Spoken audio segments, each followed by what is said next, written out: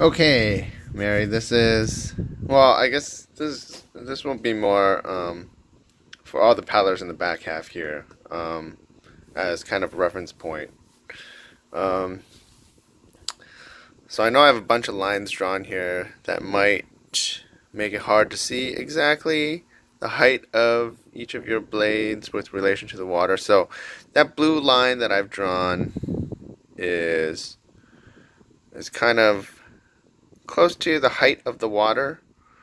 So as we slowly move this video back forward, you can see if your paddle is just skimming the water or a couple inches above. Um, I've drawn lines for all of you guys here. The yellow line is basically the path that your lower hand takes in this particular stroke right here. So I know the camera is moving slightly. That's why usually the green line that I've drawn is your pool. If the camera was perfectly still, and not perfectly still, but moving exactly the same speed as the boat, then the two lines would meet at the back end there. But this kind of just compares each of your stroke, how your lower hand is moving through the recovery and the pool. So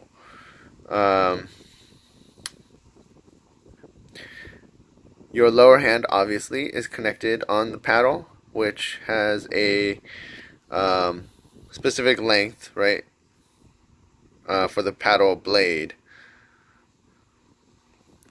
Okay, so in relation to the water height, I'm going to now draw a line across from Jerry's uppermost height above that blue line, and we're going to have a nice straight line that is parallel to the blue line. Okay, so I would say that in this particular stroke reference that we're taking a look at right here, right now, Jerry probably has the most efficient lower hand recovery, in that his paddle is the closest to the blue line as he's recovering through this stroke. I think everyone else has an inch or two that's a little bit higher. So Mary, this is kind of going back to what I was mentioning in your previous video with your recovery being maybe 1 or 2 inches higher above the water, which in turn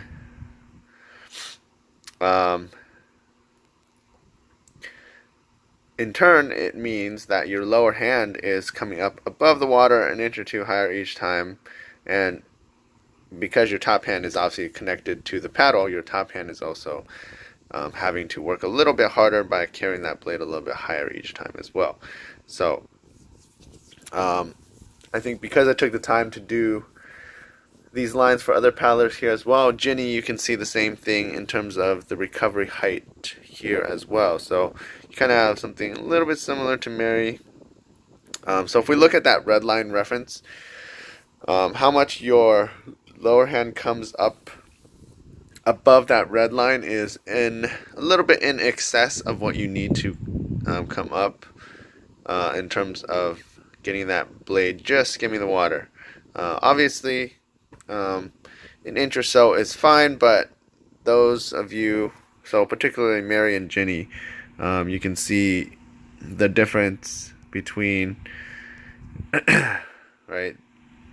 We'll say if Jerry's is the most efficient, Robert is maybe just an inch or so, Peter also just an inch or so, but you can see, right, the gap between the yellow line height and the red line height here is just a little bit more in each of these, right? So making that a little bit more efficient will help you through that recovery. And then I know this is getting quite messy with a lot of lines here. I'm going to take away some of these now, and now go back to how that is kind of affecting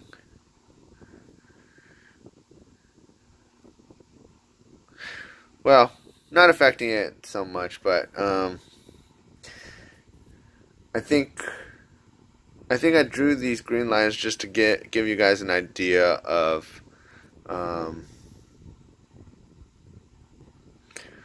these green lines kind of just give you an idea of how long your pull is in relation to each other for that next stroke as well.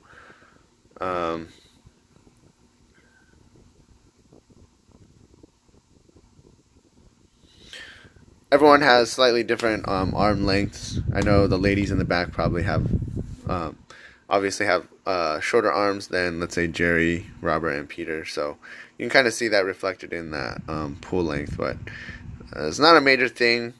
I think more so like that recovery height is what I'm aiming for in this video. I think that was pretty much it.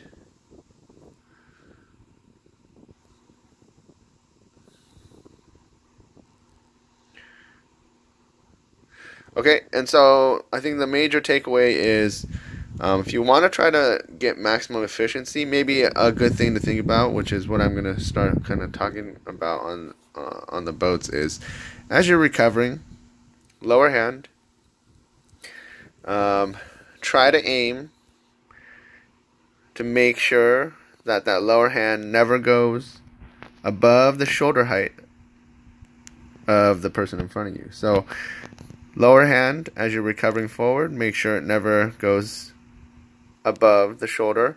The best thing to aim for if you want to maximize that efficiency. If you look at, let me take away all these lines now. If you look at Jerry as he's going through this recovery, it's almost like he's aiming that lower hand for Fred's outer armpit, right?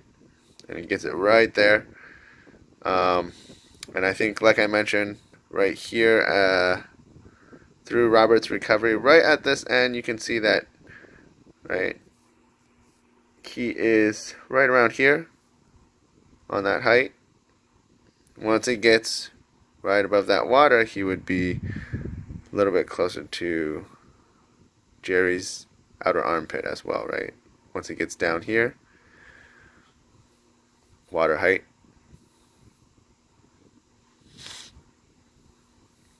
So I think typically if you're right at the shoulder, you'll be a couple inches above the water. So of course, again, everyone's got different torso heights, so adjust appropriately. But by and large, unless you have someone really short in front of you, typically you should not be aiming to go over their shoulder height. Okay? I'm going to end this video here.